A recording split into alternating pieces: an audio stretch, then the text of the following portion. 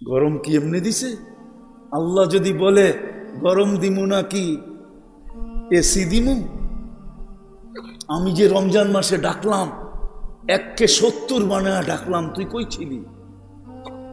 আমি যে লাইলাতুল কদরকে 83 মাস 83 বৎসর বানায়া ডাকলাম, তুই লাইলাতুল কদরে কোথায় ছিলি?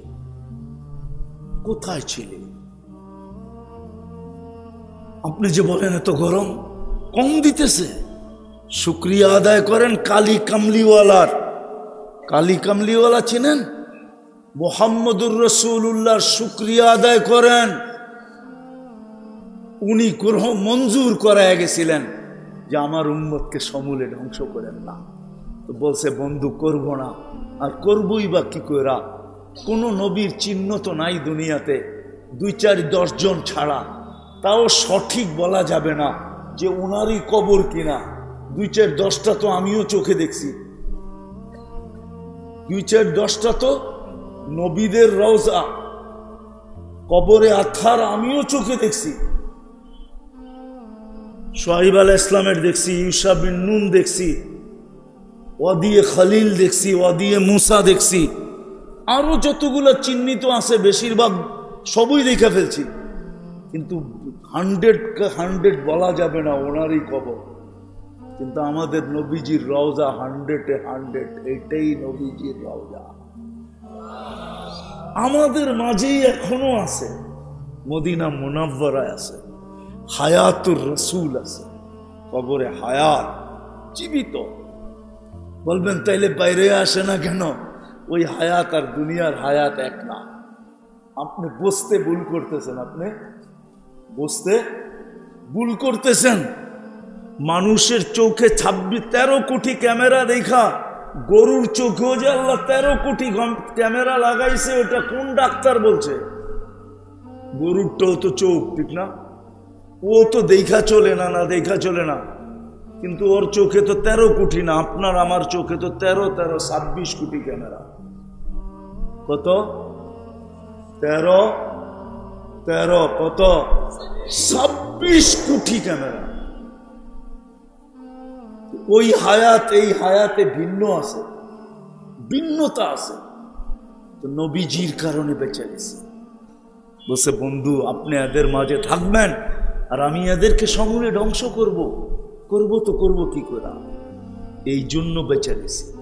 আসেন, মানুষের মতো মানুষ হওয়ার জন্য বেশি করতে হবে না।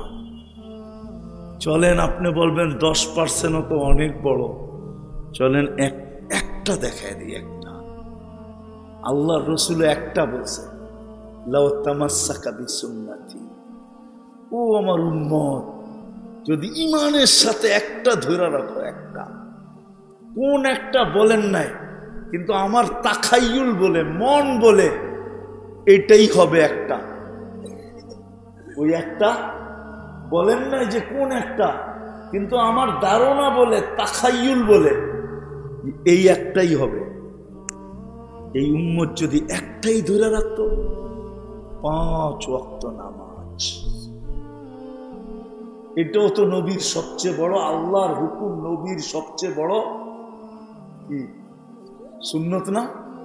যদি সুন্নত না হইতো তাহলে মার পেটের থেকে আসতে দেরি, সেজদা করতে দেরি করলেন না কেন? মার পেটের থেকে মাত্র চাটাইতে রাখছেন, চাদরে রাখতে দেরি, সেজদা করতে দেরি করেন নাই। লম্বা সেজদা। আম্মাজান বলছে, বেটা এত লম্বা সেজদা, আর তুই যে কি বলছ সেজদার ভিতরে আমি বলতে পারবো না। আমি তো তোর সেজদা দেখেই হাক্কা বাক্কা খায়া গেছি, যেটা আবার কেমন বাচ্চা, চাদরে রাখতে দেরি, সেজদা করতে দেরি করে নাই। ডাইন দিক হইয়া সেজদা, মেসেজ এক, সুন্নত এক, হুকুম যদি ধরে রাখতে পারো, একের ভিতরে 100, একের ভিতরে সবকিছু রাখা, নাইলে চিৎকার দিতেন না, ইদা সালুহা সালুহা সাহিরুল আমাল, নামাজ ওকে তো জীবন ওকে, নামাজ ওকে তো জীবন ওকে। রাগ হয়ে যাবে এই এলাকার মানুষ, বলা ফেলবো গোলা ফেলবো? হ্যাঁ, না, রাগ হয়ে যাবেন, রাগ হয়ে যাবেন। আমি প্রথম এসে আপনাদের কবরস্থানে গেছি, কিন্তু অগুছালো কবরস্থান দেখি আমি বুঝে পেয়েছি সত্য। একের ভিতরে 100 ছিল নামাজ। আসলে যদি মুসলমান একটা সুন্নতি ধরে রাখতো, একটা হুকুমই ধরে রাখতো, শুধু 5 ওয়াক্ত নামাজ, শুধু আপনাদের এখানে না, সব জায়গায় বাংলাদেশে কবরস্থান অগুছালো। কবরের কোনো এহতেরাম নাই আমাদের কাছে। অথচ মা শুয়ে আছে, বাবা শুয়ে আছে, অথচ দাদা শুয়ে আছে, পরদাদা শুয়ে আছে, অথচ ভাই শুয়ে আছে, নিজের সন্তান শুয়ে আছে, সন্তান শুয়ে আছে। রাগ হয় না, কিন্তু কবরের কোনো এহতেরাম নাই। হাদিসে আছে, হাদিসে আল্লাহওয়ালাদেরকে হুকুম দিছেন মুসলমানকে, কবরের পাশ দিয়া যখন যাও তো একটু হইলেও দাঁড়ায়া যাও, একটু হইলেও স্লো যাও, একটু হইলেও থাইমা যাও, কবরওয়ালাদেরকে কিছু দিয়া যাও, দিয়া। প্রমাণ আছে। আমাদের আল্লাহওয়ালারা যখন কবর দেখে, কবরের পাশ দিয়া যায়, তো হয়তো ড্রাইভার বোঝে না, সাথীরা বোঝে না, সে কিন্তু মনে মনে কিছু দিয়েই যায়। দেওয়া ছাড়া যায় না, না, না, না। কবরের এহতেরাম আমাদের ভিতরে নাই, তাইলে কবরস্থান অগোছালো থাকে না। নিজের বেডরুমটা এত সুন্দর আর বাবা শুয়ে আছে অগুছালো, আপনি কেমন সন্তান? রাগ হয়েন না আমার কথায়, পায়ে হাত রাখে, বড় দুঃখ লাগে।